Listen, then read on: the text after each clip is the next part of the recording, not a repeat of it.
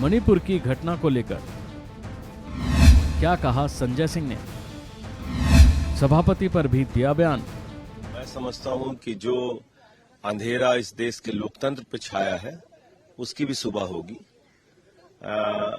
देश के एक हिस्से में जो हमारा सीमावर्ती राज्य है, जो हमारे लिए बहुत महत्वपूर्ण है, ऐसे राज्य के अंदर पिछले 90 दिन से हिंसा, दरिंदगी, हत्या, लूट, बलात्कार की घटनाएं हो रही हैं। केंद्रीय मंत्री का घर जला दिया गया, राज्य की महिला मंत्री का घर जला दिया गया, कारगिल के एक योद्धा की पत्नी के साथ दरिंदगी की गई, उसको नंगा करके परेड कराया गया। और इन सब विषयों पर देश के प्रधानमंत्री बोलेंगे नहीं। किसी क्रिकेटर की उंगली टूट जाए, प्रधानमंत्री बोलते हैं। चीते के साथ फोटो खिंचवानी हो तो 3 दिन तक फोटो खिंचवाते हैं। ब्राजील के फुटबॉलर पे कोई ट्वीट करना हो तो प्रधानमंत्री जी सक्रिय हो जाते हैं। आखिर इतनी बड़ी हिंसा और दरिंदगी की घटना पे प्रधानमंत्री खामोश क्यों हैं? उनको सदन में आके जवाब देना चाहिए। यही मांग तो हम कर रहे हैं। क्या ये लोकतंत्र का सबसे बड़ा मंदिर, यहां पर देश के एक हिस्से की पीड़ा भी नहीं उठाई जा सकती? फिर हम लोग किस लिए आए यहां पे? फिर किस लिए पार्लियामेंट बनी है?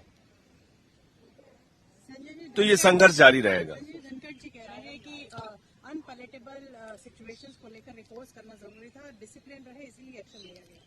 देखिए, धनखड़ जी पे तो मैं कोई कमेंट करूंगा नहीं। वो कोई राजनीतिक व्यक्ति नहीं है, वो देश के उपराष्ट्रपति हैं, सभापति हैं। मैं सिर्फ उनको यही कहना चाहता हूं कि और इस देश के लोगों को और भारतीय जनता पार्टी को ये कहना चाहता हूं कि जब देश के एक हिस्से में दरिंदगी होगी, हैवानियत होगी, माताओं बहनों की अस्मिता लूटी जाएगी, तो उसके लिए आवाज उठाना हमारा फर्ज भी है, जिम्मेदारी भी है, और इसी काम के लिए हम यहाँ पे आए हैं। आप जाकर मणिपुर में ये बात करिए, जिन लोगों की हत्याएं हो रही हैं उनके परिवारों से मिलिए, जिन माताओं बहनों की इज्जत लूटी जा रही है, जाके उनसे पूछिए कि जो सांसद हैं यहाँ पे आए हैं उनको अपनी आवाज उठानी चाहिए कि नहीं उठानी चाहिए। 267 का नोटिस देके अपनी आवाज उठाना कौन सा जुर्म है? जाके पूछिए ना मणिपुर के उन पीड़ित परिवारों से। तो इसलिए मैं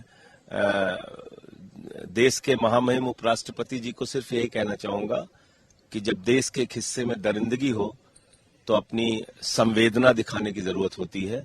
उनके साथ हम खड़े हैं ये बताने की जरूरत होती है, और उस जिम्मेदारी और फर्ज को मैंने निभाया। तो वहीं मणिपुर की घटना को लेकर राघव चड्ढा ने भी पीएम मोदी पर निशाना साधा। एक ही लक्ष्य है कि जो भी सांसद आवाज उठा रहा है बीजेपी के खिलाफ या बीजेपी के जो नाकामी है उसको उजागर कर रहा है, निकम्मेपन को उजागर कर रहा है, उसकी डबल इंजन की सरकार को एक्सपोज कर रहा है, उसे निलंबित कर दो। आज एक बेहद बड़ा राष्ट्रीय सुरक्षा का मुद्दा बन गया है मणिपुर। जो मणिपुर से हैवानियत भरी, बर्बरता भरी वीडियोस और फोटोग्राफ सामने आ रही हैं, उससे मुझे लगता है पूरे देश का दिल दहल गया है। आपने देखा कि कैसे एक कारगिल युद्ध के समय हमारे देश का एक जवान, एक सूबेदार जिसने देश के लिए लड़ाई लड़ी, देश की प्रभुता अखंडता की रक्षा करी, आज उसकी धर्म पत्नी को निर्वस्त्र करके जिस प्रकार से परेड कराया गया और छेड़छाड़ करी गई, उनके साथ कुकर्म किया गया, वो बेचारा सूबेदार कह रहा है कि मैंने देश की रक्षा तो करी लेकिन मैं अपने परिवार की, अपनी पत्नी की रक्षा नहीं कर पाया। इससे अभद्र दृश्य इस देश के लिए क्या हो सकता है? ये महिला सुरक्षा का मुद्दा है, राष्ट्र सुरक्षा का मुद्दा। और इसलिए हम कहना चाहते हैं, विपक्ष की मांग क्या है, हम सब साथियों की मांग क्या है कि मन की बात बहुत हो गई, अब मणिपुर की बात हो। देश के संसद के मॉनसून सत्र में जो कि अभी सेशन चल रहा है, उस सेशन में अगर मणिपुर की चर्चा नहीं होगी तो कहां होगी? लेकिन गृह मंत्री कह रहे हैं कि हम तैयार हैं, उन्होंने कल बयान भी दिया कि हम दोनों सदनों में चर्चा के लिए तैयार हैं, विपक्षी बाधा उत्पन्न कर रहा है। विपक्ष तो लगातार नोटिस दर्ज कराकर अपनी बात रख रहा है कि रूल 267 के अंतर्गत बहस कराइए। सरकार बहस शुरू करे, अपना पक्ष रखे, फिर विपक्ष अपना पक्ष रखे, तमाम सदस्य बोलें और इस विचार विमर्श, इस बहस से जरूर कोई समाधान निकलेगा। आज दुख की बात है कि दुनिया के कई बड़े देशों की जो संसद है, यूएस की संसद कह लीजिए और अन्य देशों की संसद कह लीजिए, वो संसद मणिपुर के मुद्दे पर गंभीर है, वो चर्चा करना चाह रही है, दुनिया के कई संसद भवनों में इस पे चर्चा हो भी गई है, लेकिन ये हमारे भारत देश का ही संसद है जिसमें मणिपुर पे चर्चा नहीं हो रही।